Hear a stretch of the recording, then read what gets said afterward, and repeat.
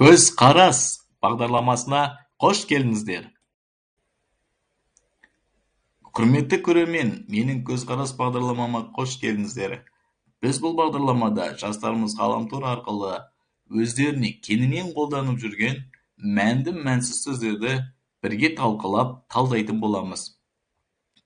Борьба и выживание, проигрыш и победа не имеют значения.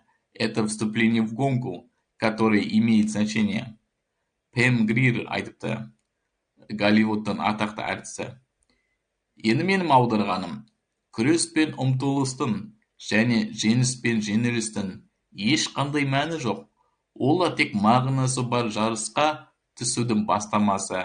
Сондықтан өміріңізде болып жатқан түрлі кедергілер немесе аяқтан шалу жағдайлары, ол сізді қалаған мақсатыңызға жеткізетін жарыс жолына түсіруге дайындық деп қабылдаңыз. Сіздермен бірге болған Нұркен, нұрлы күндеріміз көп болсын. Сіздермен бірге болған көзқарас бағдарламасы.